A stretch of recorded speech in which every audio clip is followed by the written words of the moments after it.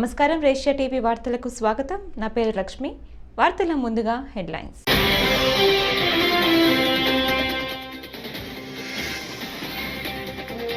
YCP పాలనలో అవినీతి, drugs culture పెరిగిపోయింది విమర్శించిన సాధినేని యామిని.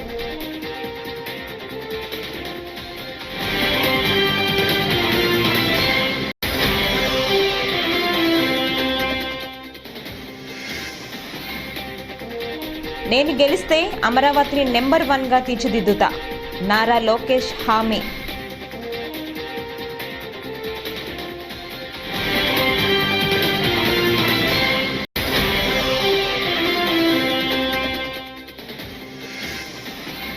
విశాఖపట్నం పోర్టులో ఏపీ సీనియర్ అధికారులకు ఏం పని ప్రశ్నించిన టీడీపీ అధికార ప్రతినిధి పట్టాభిరామ్.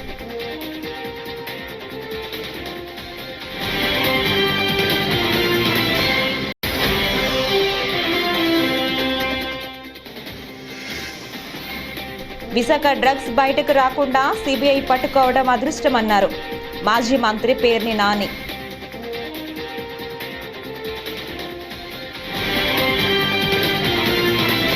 వార్తల్లో ముందుగా 2024 ఎన్నికల్లో తనను గెలిపిస్తే అమరావతిని దేశంలోనే నెంబర్ 1గా తీర్చిదిద్దుతానని నారా లోకేష్ పేర్కొన్నారు.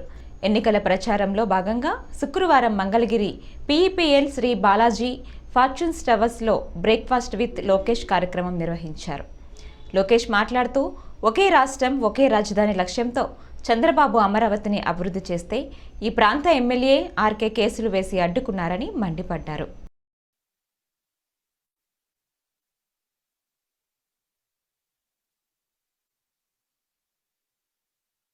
పడిన తర్వాత అమరావతి రాజధాని అనేది అందరికి తెలిసిన విషయమే. దాంట్లో భాగంగా మంగళగిరికి ఎక్కువ అవకాశం ఉన్నాయి అభివృద్ధి చెందేదానికి. సో బ్లాక్ డెవలప్మెంట్ చేయాల్సిన అవసరం ఉంది.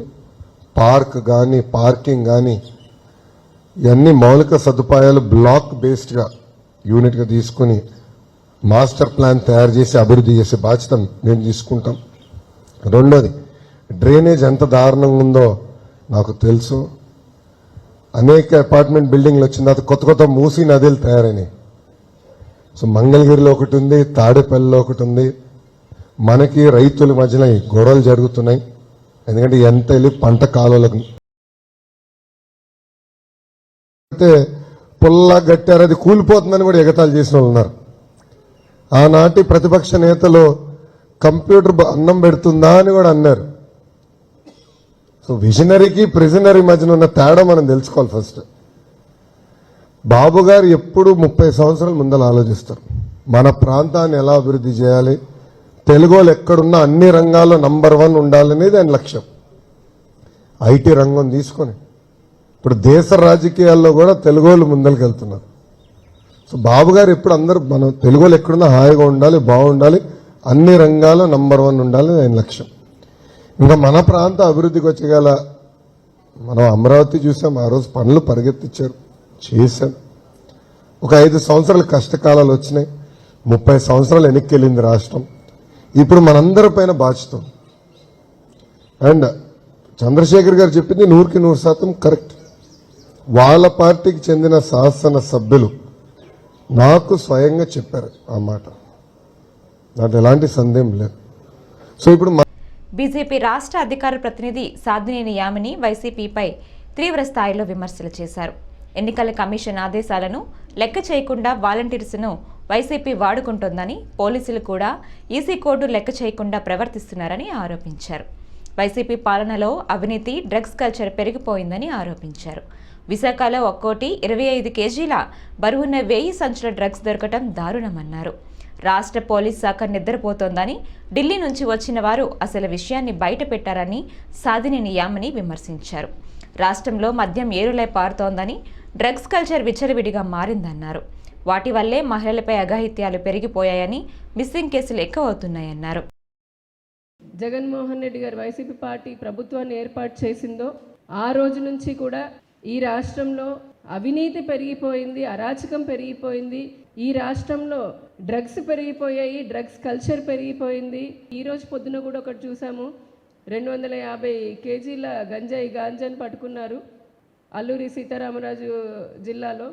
నిన్న రాష్ట్రాన్నే కాదు యావత్ భారతదేశాన్ని ఒక కుదిపేసినటువంటి సంఘటన చూసాం. విశాఖపట్నంలో 25,000 కేజీల డ్రైడ్ ఈస్ట్ కంటైనర్ శాంటోస్ అనే పోర్టు నుంచి, బ్రెజిల్ దేశం నుంచి విశాఖపట్నం పోర్టుకి రావడం జరిగింది. రాష్ట్ర శాఖ ఏదైతే ఉందో, పోలీసులు కానివ్వండి, నార్కోటిక్స్ శాఖ వాళ్ళు కళ్ళు మూసుకొని నిద్రపోతున్నారా లేదా నిద్ర నటిస్తున్నారా? ఇప్పటికే దాదాపుగా పాఠశాల స్థాయి నుంచి కళాశాల వరకు కూడా, స్కూల్స్, కాలేజెస్ ఎక్కడ చూసినా విద్యార్థులకి అలాగే అలవాటు ఉన్నటువంటి వారందరికీ కూడా, సామాన్యులకు కూడా గంజాయి దాదాపుగా చాలా ఎక్కువ దొరుకుతున్నాయి. రాష్ట్రంలో ఏరులై పారుతున్నటువంటి మద్యము, విచ్చలవిడిగా వస్తున్నటువంటి రాష్ట్రానికి వస్తున్నటువంటి డ్రగ్స్ వల్లనే ఆడవారి పైన అఘాయిత్యాలు, అత్యాచారాలు, కిడ్నాపులు, మిస్సింగ్లు పెరిగిపోయాయి అని చెప్పని ఆ రిపోర్ట్లు చెప్పడమే కాదు, భారతీయ జనతా పార్టీ కూడా ఎన్నో సందర్భాల్లో కేంద్రానికి లేఖలు రాయడము ఇలాంటివన్నీ చేస్తున్నా కూడా చీమ కూడా కుట్టనంత నిర్లక్ష్యంగా, మరి ఏమాత్రం సిగ్గు లేకుండా ఇప్పుడు ఇంకా దొంగలు బయటపడిన తర్వాత కూడా దొంగ అన్నట్టుగా వైసీపీ నాయకులు ప్రవర్తిస్తున్నటువంటి తీరు ఏదైతే ఉందో అది చాలా ఖండించదగినది. అక్కడ మనం విశాఖపట్నంలో చూస్తే కనుక నిన్నటి నుంచి వస్తున్న వార్తల ప్రకారము ఆ కూనం వీరభద్రరావు అనే వ్యక్తికి సంబంధించిన సంధ్య ఆక్వా ప్రైవేట్ లిమిటెడ్ ఆ పేరుతో కన్సైన్మెంట్ వచ్చింది. సంక్రాంతి సంబరాల్లో, ఆ సంక్రాంతి సందర్భంలో బ్రెజిల్ నుంచి విశాఖపట్నం వస్తున్న కంటైనర్లో 25,000 కిలోల ఈస్ట్తో పాటు డ్రగ్స్ పట్టుబడటంపై మాజీ మంత్రి పేర్ని నాని స్పందించారు.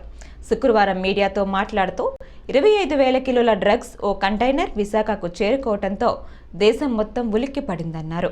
ఆ డ్రగ్స్ బయటకు రాకుండా సిబిఐ పట్టుకోవటం అదృష్టమన్నారు. ఈ డ్రగ్స్ లావాదేవీలు జరిపిన సంస్థలు, వ్యక్తులెవరనే అంశంపై విచారణ జరుగుతోందని చెప్పారు. సిబిఐ నోరు విప్పక ముందే చంద్రబాబు, టీడీపీ, వైసీపీపై విషం చిమ్ముతున్నారని మండిపడ్డారు. 25,000 కిలోల మత్తు పదార్థాలు ఒక కంటైనర్లో విశాఖపట్నం చేరుకున్నటువంటి డ్రగ్స్ని సిబిఐ ఆ డ్రగ్స్ అన్నీ కూడా పోర్టు దాటి ప్రపంచం మీద పడకుండా పట్టుకోవటం అనేది ఈరోజు ఒక ఆంధ్రప్రదేశ్ రాష్ట్ర యువతే కాదు, భారతదేశ యువత మొత్తం కూడా అదృష్టవంతులని మనం చెప్పుకోవాల్సిన పరిస్థితి. ఇవాళ అంత పెద్ద ఎత్తున మనందరి అదృష్టవశాత్తు బయటికి రాకుండా పట్టుబట్టం అనేది అదృష్టం అయితే, ఇవాళ దాంట్లో ఉన్నటువంటి లావాదేవీలు జరిపినటువంటి సంస్థలు, వ్యక్తులు ఎవరా అనేది సిబిఐ కానీ, ప్రపంచం కానీ, ఆంధ్ర రాష్ట్ర ప్రజలు కానీ అజగట్టుకోక మునిపే ఒక్కసారిగా చంద్రబాబు నాయుడు గారు వైఎస్ఆర్ కాంగ్రెస్ పార్టీ మీద, జగన్మోహన్ రెడ్డి గారి మీద, ఆంధ్రప్రదేశ్ రాష్ట్ర ప్రభుత్వం మీద విషం చిమ్మేటువంటి కార్యక్రమం మొదలుపెట్టేశాడు. ఎంత కిరాతకంగా, దుర్మార్గంగా, ఎవరయ్యా ఈ వ్యక్తులు అని మాట్లాడుతుంటే చూస్తుంటే ఇవాళ ఏంటి చంద్రబాబు ఎందుకు వచ్చాడు, అసలు ఇంకా సిబిఐ నోరిప్పలేదు, ఎవరి వ్యక్తులు ఏంటి, కంటైనర్ ఏంటి అని మీడియా కానీ, ప్రపంచం కానీ. టీడీపీ అధికార ప్రతినిధి పట్టాభిరామ్ ముఖ్యమంత్రి జగన్మోహన్ రెడ్డిపై ఫైర్ అయ్యారు. విశాఖపట్నం పోర్టులో ఏపీ సీనియర్ అధికారులకు ఏం పని అని ప్రశ్నించారు. జగన్ మోచేతి నీళ్లు తాగే అధికారులకు అక్కడ ఏం పని అని ఆయన నిలదీశారు. సిబిఐ అధికారులు తనిఖీలు చేస్తుంటే వారు ఎందుకు అడ్డుకున్నారని పట్టాభి ఆగ్రహం వ్యక్తం చేశారు. బ్రెజిల్ నుంచి విశాఖపట్నం వస్తున్న కంటైనర్లో 25,000 కిలోల ఈస్ట్తో పాటు డ్రగ్స్ వస్తున్నాయని ఇంటర్పోల్ నుంచి ఈ నెల 18న సిబిఐకి సమాచారం వచ్చింది. అప్పటికి 2 రోజుల ముందే ఆ నౌక ఇక్కడ కంటైనర్ టెర్మినల్కు చేరింది. సిబిఐ అధికారులు మరుసటి రోజే లాసెన్స్ బే కాలనీలో సంధ్య ఆక్వా ఆఫీసుకు వెళ్లి కంటైనర్పై అనుమానాలు ఉన్నాయని విచారణకు రావాలని కోరారు. మరీ ముఖ్యంగా విశాఖపట్నాన్ని ఒక ఫైనాన్షియల్ క్యాపిటల్గా ఆయన తీర్చిదిద్దినటువంటి తీరు, ప్రతి సంవత్సరం కూడా అంతర్జాతీయ పెట్టుబడిదారుల సమావేశాన్ని ఏర్పాటు చేయడం, విశాఖపట్నంలో అనేక అంతర్జాతీయ స్థాయి ఈవెంట్స్ని విశాఖపట్నంలో ఏర్పాటు చేయడం కానివ్వండి, చంద్రబాబు నాయుడు గారి కృషి వల్ల ఒక ఆంధ్రప్రదేశ్ బ్రాండ్ ఇమేజే కాకుండా మరీ ముఖ్యంగా విశాఖపట్నం యొక్క బ్రాండ్ ఇమేజ్ ఎంత పెరిగిందో మనందరికీ తెలుసు. హుదో తుఫాన్ వచ్చి విశాఖపట్నం మొత్తం అతలాకుతలం అయిపోతే చంద్రబాబు నాయుడు గారు స్వయంగా అక్కడ దాదాపు వారం 10 రోజులుండి మళ్ళీ ఆ నగరాన్ని ఏ రకంగా నిలబెట్టారో కూడా మనందరం కూడా చూసాం. ఇవాళ అటువంటి విశాఖ నగరాన్ని ఈ రాష్ట్ర ముఖ్యమంత్రి జగన్మోహన్ రెడ్డి నేనేదో రాష్ట్ర రాజధాని చేసేస్తానని చెప్పి 5 సంవత్సరాలుగా కళ్ళబొలి మాటలు, మాయ మాటలు ప్రజలు కోరుకోకపోయినా, అయ్యా నీకో నమస్కారం, ప్రశాంతంగా ఉన్నటువంటి విశాఖ నగరాన్ని నేరస్తులకు ఒక అడ్డాగా మార్చొద్దు. ఇవాళ తమరు ముఖ్యమంత్రి అయిన దగ్గర నుంచి కూడా ఈ ప్రాంతంలో ప్రశాంతత లేకుండా పోయింది అని విశాఖ వాసులు ఎప్పటి నుంచో వాళ్ళు చేతులెత్తి నమస్కరిస్తూ ఉన్నారు, ప్రశాంతంగా ఉన్నటువంటి విశాఖని నాశనం చేయొద్దని చెప్పి. కానీ ఈ రోజున ఈ రాష్ట్ర ముఖ్యమంత్రి నేను విశాఖని స్టేట్ క్యాపిటల్గా మారుస్తానని చెప్పి ఈ రోజున ఏం చేశాడండి, ఒక డ్రగ్ క్యాపిటల్గా మార్చాడు. నిజంగా సిగ్గుతో తలదించుకోవాలి మనం. ఒక డ్రగ్ క్యాపిటల్గా మార్చాడు ఇవాళ విశాఖ నగరాన్ని. నిన్ననే మనం చూసాం, CBI central bureau of investigation వాళ్ళు నిర్ఘాంతపోయాం. ఏంటి మన విశాఖ నగరంలో విశాఖ పోర్టుగా ఇన్ని వేల కిలోల మత్తు పదార్థాలు వచ్చింది అని చెప్పి నిజంగా ఒక షాక్కి గురయ్యాం మనం నిన్న ఈ వార్త తెలియగానే. 1 కాదు 2 కాదు 25,000 కిలోలు. ఇదిగోండి సిబిఐ ఎఫ్ఐఆర్, 25,000 కిలోలు. విశాఖ డ్రగ్స్ కేసు ఖచ్చితంగా టీడీపీ పనేనని సజ్జల రామకృష్ణారెడ్డి మండిపడ్డారు. శుక్రవారం విజయవాడ కార్యాలయంలో ఏర్పాటు చేసిన సమావేశంలో ఆయన మాట్లాడుతూ డ్రగ్స్కు సంబంధించి టీడీపీ ఈ పని చేసిందని గట్టిగా అనుమానిస్తున్నామని, పురంధేశ్వరికి సంబంధించిన గ్యాంగ్ ఉన్నట్లు కూడా మాకు అనుమానం ఉందన్నారు. తప్పించుకోవటానికే మా మీద నిందలు వేస్తున్నారని మండిపడ్డారు. జరిగినప్పటి నుంచే వాళ్ళు సర్దుకొని గుమ్మడికాయ దొంగ ముందు ఇంకా అప్పుడే భుజాలు తడుక్కోవడం, దొంగ అని అరుచుకుంటా పరిగెత్తుకుంటా పోయి తప్పించుకోవాలని చూడడం, క్లాసిక్ కేసులు ఏమైనా ఉండేవి వీళ్ళే చేసేది. ఇప్పుడు ఈ డ్రగ్స్కు సంబంధించినంత వరకు వచ్చి పడింది అక్కడికి వైజాగ్లో ఒక భారీ సినిమా తరహాలో, సినిమా ఫక్కీలో అది బయటకు వచ్చింది, పట్టుబడింది. సిబిఐ సెంట్రల్ గవర్నమెంట్ చెందిన సిబిఐ దాన్ని పట్టుకుంది. ఓ పక్క అది జరుగుతుంటే అసలు వీళ్ళు పెట్టి వాళ్ళు చేస్తున్న ఆరోపణలు పైత్యం ఎక్కడికి పోతుందంటే, సరే సోషల్ మీడియాలో ఎవడో కింద లేయర్లలో ఉండేవాళ్ళు ఏదో చేస్తే ఉంటే పార్టీ అధ్యక్షుడు, ఆ పార్టీ వాళ్ళు పెట్టిన జాతీయ ప్రధాన కార్యదర్శి అతని కొడుకు లోకేష్, వాళ్ళు కూడా ట్వీట్లు పెట్టడం. అసలు చంద్రబాబు నాయుడు ఆయన ముఖ్యమంత్రిగా పనిచేశాడు రాష్ట్రానికి, ఇంతకుముందు చేశాడు, ఈ రాష్ట్రానికి మళ్ళీ కావాలని పగటికెళ్ళాలి అంటున్నాడు. అతని కొడుకు ఫ్యూచర్లో ఎప్పుడన్నా అయిపోతానేమో అతను పగటికెళ్ళాలి అంటున్నాడు. ఆ బుద్ధి అన్నా ఉండాలి, కొంత ఇంగితం ఉండాలి కదా. ఏం మాట్లాడుతున్నాము, ఏ స్థాయి వ్యక్తులము, మాట్లాడే ముందు మా స్థాయి కన్నా ఇది సరిపోతుందా, ఫ్యాక్ట్స్ ఏంటి, ఫ్యాక్ట్స్ లేదు మాట్లాడకూడదు అనే కనీస జ్ఞానం, కనీసం ఇంగితం అన్నా ఉండాలిగా. ఇప్పుడు దానికి రిప్లై మేము ఎక్స్ప్లెనేషన్ లాగా ఇచ్చుకోవాలి. దేవినేని ఉమా పార్టీ కార్యాలయం వద్ద ఉద్రిక్తత నెలకొంది. ఎన్టీఆర్ జిల్లా మైలవరం నియోజకవర్గం గొల్లపూడి దేవినేని ఉమా పార్టీ కార్యాలయం వద్ద భారీగా మోహరించిన పోలీసులు మైలవరం నియోజకవర్గం ఎమ్మెల్యే అభ్యర్థిగా వసంత కృష్ణప్రసాద్ను తెలుగుదేశం పార్టీ అధిష్టానం శుక్రవారం ప్రకటించడంతో తీవ్ర అసంతృప్తికి వ్యక్తం చేస్తున్నారు. దీంతో పార్టీ కార్యాలయం వద్ద అభిమానులు పెద్ద ఎత్తున ఆందోళన చేపట్టారు. అంటే ఇన్ని సంవత్సరాలు పార్టీకి అండదండలుగా కార్యకర్తలకి ఎన్నో త్యాగపూరితమైనటువంటి సాహసాలు చేసి ప్రతి నిమిషం ప్రజల్లో ఉంటూ ప్రభుత్వానికి వ్యతిరేకంగా ఎన్నో కార్యక్రమాలు నిర్వహించి ఈ 5 సంవత్సరాలు కూడా ప్రతిపక్షంలో ఉన్నా సరే కార్యకర్తలు నిలబెట్టి నియోజకవర్గంలోనే కాదు రాష్ట్రంలో పలు చోట్ల పార్టీకి వెన్నుదన్నుగా ఉన్నటువంటి ఉమాగారికి సీట్ ఇవ్వకపోవటం చాలా చాలా ఘోరమైనటువంటి తప్పిదం అండి బాబు గారు చేసింది. మాకేం కర్మ పట్టింది అంటే ఓ వైసీపీ ఎమ్మెల్యేని తీసుకొచ్చి టీడీపీకి అభ్యర్థిగా నియోజకవర్గానికి నిలబెట్టమంటే మాకు టీడీపీలో ఇంతకన్నా మంచి అభ్యర్థులు లేరా, ఇది బాబు గారి ఫెయిల్యూర్ అని ఆయన ఒప్పుకుంటున్నారా, ఇది మాకు తెలియాలండి. ఇది చాలా అన్యాయం. మేమైతే ఊరుకోము, మేము వ్యతిరేకంగా చేయాల్సిన పరిస్థితి వస్తుంది. ఈ సీటు అయితే ఓడిపోవటం ఖాయం అండి.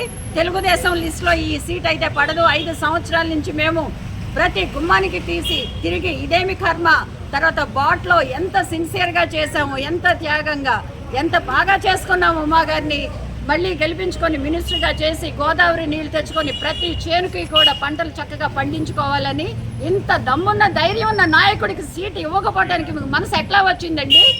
బాబు గారికి అసలు చాలా విజనరీ సీఎం అని నేను ఏ పోస్ట్లో పెట్టినా AP needs CBN visionary CM, that is CBN అని పెడతా. కానీ విజన్ ఏమైపోయిందండి బాబు గారు? ఎందుకంటే ఇది చాలా చారిత్రాత్మకమైనటువంటి తప్పిదం అవుతుంది. ఒకవేళ డబ్బులు లేవా, లేకపోతే IVRSలో సరిగ్గా రాలేదా, అవన్నీ కాదు. మీ బిడ్డ లాంటి వాడు కాదా ఉమా గారు? మీ బిడ్డ లాంటి వాడు కాదా ఉమా గారు? ఇంత అన్యాయం చేస్తారా మనిషిని? ఆయన ఎట్లా బ్రతుకుతారని మీరు అనుకుంటున్నారు? మా కార్యకర్తలకు దిక్కు ఎవరో మీరు వస్తారా? మాకు ప్రతి నిమిషం ఉమా గారు ఉండబట్టే ఇంత ధైర్యంగా మేము బయటకు. శ్రీ సత్యసాయి జిల్లా మడకశిర మండలం గౌడపల్లి గ్రామంలో టీడీపీ అభ్యర్థి డాక్టర్ సునీల్ మీడియాతో మాట్లాడుతూ తమకు ఓటు వేసి గెలిపించాలని, చంద్రబాబు నాయుడిని ముఖ్యమంత్రిని చేసుకోవటమే లక్ష్యంగా అందరూ పనిచేయాలని ఈ సందర్భంగా ప్రజలను కోరారు. అలాగే నేను ప్రతి ఒక్కరికి పిలిపించేది ఏంటంటే మనకున్నటువంటి బాబు గారు ఇచ్చినటువంటి భవిష్యత్తు గ్యారంటీ పథకాలను, సూపర్ 6 పథకాలను ప్రతి ఒక్కరూ ప్రతి గడపకు తీసుకెళ్ళి ప్రతి ఒక్కరిని చైతన్యవంతం చేసి వారి ఓటును, వారి అమూల్యమైన ఓటును తెలుగుదేశం పార్టీ సైకిల్ గుర్తుకు వేసి మిగతాలతో వేయించి గెలిపించాలని నేను ఈ సందర్భంగా తెలియజేస్తున్నాను. అదేవిధంగా మన పరిశీలకురాలు ఇక్కడి నుంచి ఎలక్షన్స్ అయ్యేంత వరకు నిరంతరం అందుబాటులో ఉంటూ సలహాలు, సూచనలు, అలాగే పార్టీలో ఉన్నటువంటి భేదాభిప్రాయాలని కానీ చర్చల ద్వారా పరిష్కారం చేయడానికి వచ్చారు. ఖచ్చితంగా ఇంతకుముందు మేడం గారు వచ్చిన తర్వాత నాన్నగారు ఎమ్మెల్యేగా గెలిచారు. మళ్ళీ అదే అదృష్టంగా నేను భావిస్తున్నాను. నా ప్రయాణంలో కూడా మేడం గారు రావడం చాలా సంతోషంగా ఉంది. ఎందుకంటే అదృష్టం అనేది మళ్ళీ మళ్ళీ రాదు. అప్పుడు వచ్చింది, మళ్ళీ వచ్చింది. నాన్నని ఆశీర్వదించినట్టే మేడం గారు నన్ను ఆశీర్వదించినారు. Thank you madam, thank you so much. ఇప్పుడు మన పరిశీలకురాలు మేడం జమ్మాన్పల్లి నుంచి నెడిమామిడమ్మ ఆశీర్వాదాలు తీసుకొని అక్కడి నుంచి తురుకోవాళ్ళకి వెళ్ళి ప్రచారం చేసుకొని ఈరోజు గౌడనల్లికి వచ్చి ఆంజనేయ స్వామి ఆశీర్వాదం తీసుకోవడం జరిగింది. ఖచ్చితంగా రాబోయే ఎన్నికల్లో ఈ జగన్మోహన్ రెడ్డి అరాచక ప్రభుత్వాన్ని ఓడించి నారా చంద్రబాబు నాయుడు గారిని ముఖ్యమంత్రిని చేసుకుంటామని జనసేన, బీజేపీ, తెలుగుదేశం పార్టీ ప్రతి ఒక్క కార్యకర్త కసిగా ఉన్నారు. ఆ కసి ఏమిటనేది ఈరోజు మీరు జమ్మాన్పల్లిలో చూసే ఉంటారు. యువకులు ఎంత ఉత్సాహంగా ముందుకు వస్తూ ఉన్నారు, పెద్దలు ఎంత ఉత్సాహంగా ముందుకు వస్తూ ఉన్నారు. వికలాంగులు కూడా ముందుకు వచ్చి ప్రచారం చేస్తున్నారు. తెలుగుదేశం పార్టీ, జనసేన, బీజేపీ ఉమ్మడి. ఉద్యోగాల పేరుతో ఓ మహిళ పలువురిని మోసం చేసిన ఘటన మదనపల్లెలో గురువారం వెలుగు చూసింది. బాధితులు మదనపల్లె రూరల్ పోలీసులకు ఫిర్యాదు చేశారు. వారి వివరాల మేరకు నిమ్మనపల్లెకు చెందిన నందిని ఉద్యోగాల పేరుతో యువతులకు వల వేసింది. మదనపల్లె, నిమ్మనపల్లెలో నిరుద్యోగ యువతుల నుంచి 20,000 చొప్పున సుమారు 100 మంది నుంచి వసూలు చేసింది. ఉద్యోగాలు రాకపోవడంతో బాధితులు పోలీసులను ఆశ్రయించారు. ఇంతమంది అమ్మాయిలు ఇప్పటికీ చెప్పలేం లేదు. 50 మంది అమ్మాయిలు. ఆఫీస్ ఓపెనింగ్ డేట్ రేపని చెప్పారు. పోస్ట్ పోన్ చేస్తూ వచ్చారు. మాకైతే ఏం చెప్పలేదు. అన్ని గ్రూపుల్లోనే మెసేజ్ పెట్టారు. మేడం అయితే ఎప్పుడూ రిప్లై ఇవ్వలేదు మాకు. మేమే మెసేజ్ పెట్టుకుంటూ ఉన్నాము. ఎన్నిసార్లు తీసుకెళ్ళాము బెంగళూరు?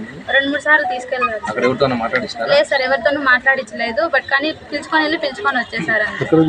బెంగళూరు సార్, అది మాకు ఏరియా తెలియదు. మేడమే తీసుకెళ్లారు, తీసుకొచ్చారు.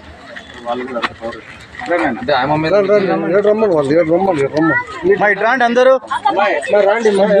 గుడ్డలు కట్టుకోండి, మొగాలు కనపడకూడదు. మా పట్టుకోరు నువ్వు కూడా మా రండి మా.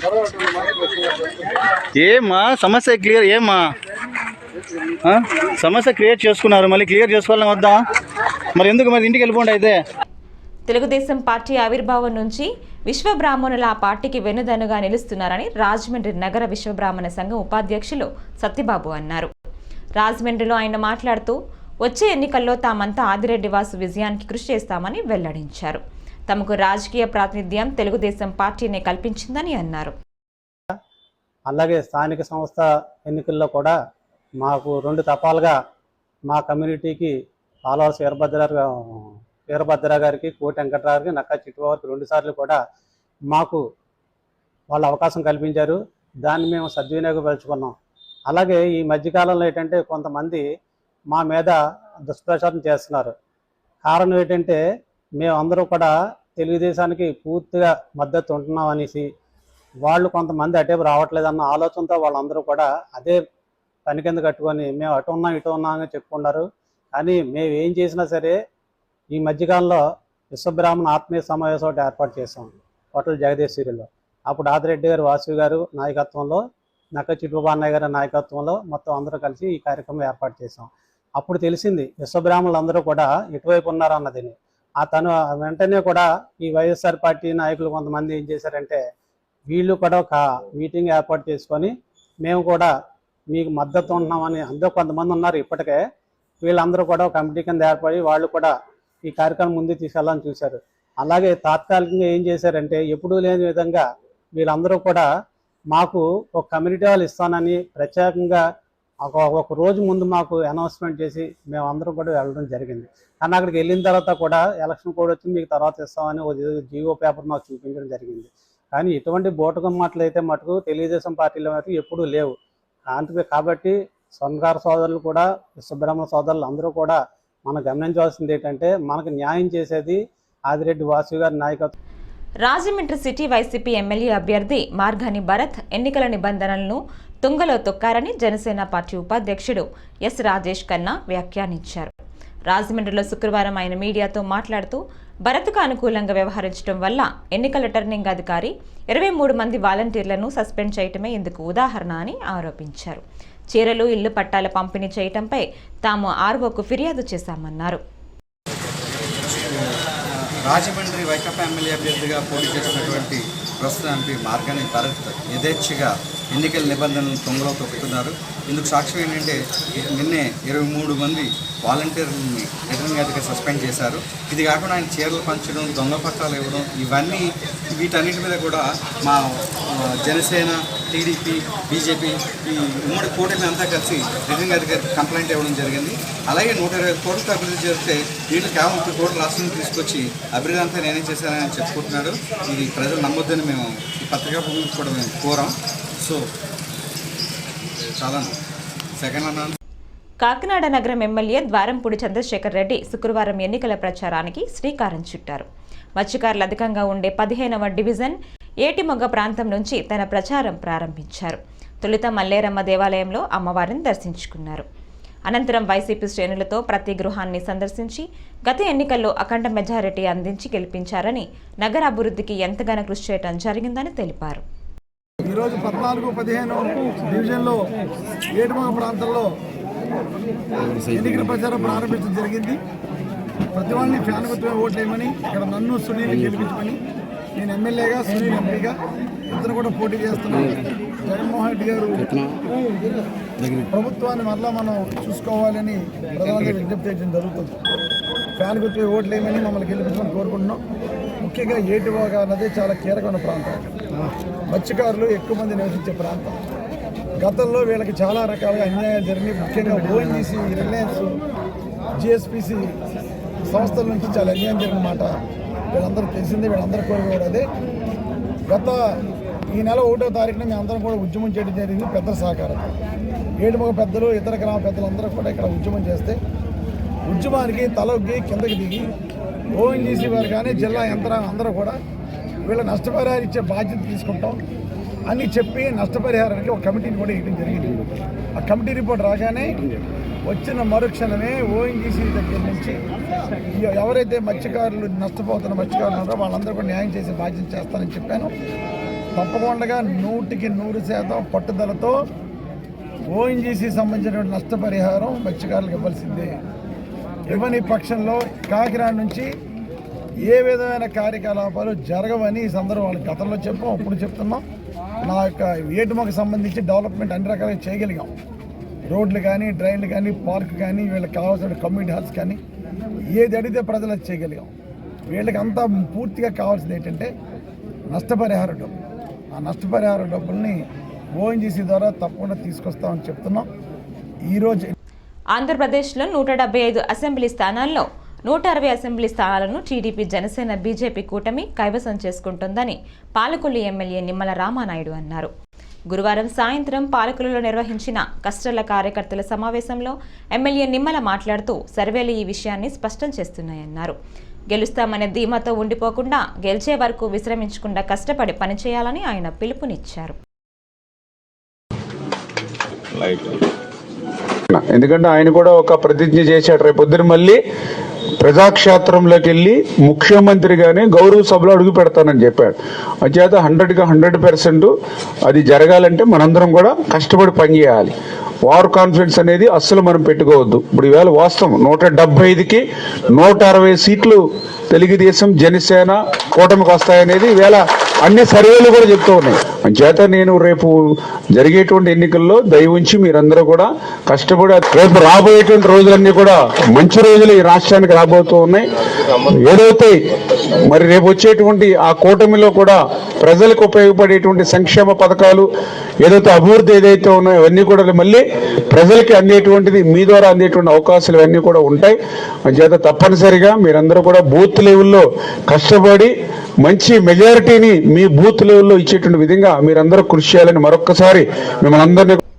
నెల్లిమర్ల మిమ్స్ ఉద్యోగులు గత 50 రోజులుగా చేపట్టిన సమ్మెను చట్ట వ్యతిరేకమని కార్మిక శాఖ ప్రకటించిందని, ఈ మేరకు విశాఖపట్నం సంయుక్త కమిషనర్ ఏ గణేశన్ ఉత్తర్వులు జారీ చేశారని మిమ్స్ యాజమాన్యం వెల్లడించింది.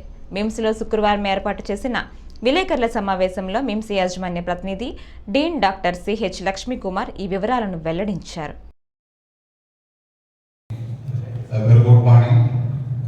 ఈరోజు మనకి జాయింట్ కమిషనర్ ఆఫ్ లేబర్ దగ్గర నుంచి ఒక లెటర్ అనుకున్నాము.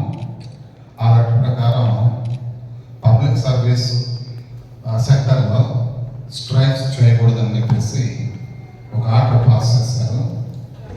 పైగా మా సంస్థలో ఉన్న ఉద్యోగులు వాళ్ళ అంచనా ప్రకారం వాళ్ళ రూల్స్ అండ్ రెగ్యులేషన్స్ ప్రకారం లేబర్ కమిషన్ ఆఫీస్ నుంచి కనీసం 14 days ముందు స్ట్రైక్ నోటీస్ ఇవ్వకుండా వెళ్ళడం చట్టవిరుద్ధమని డిక్లేర్ చేశారు.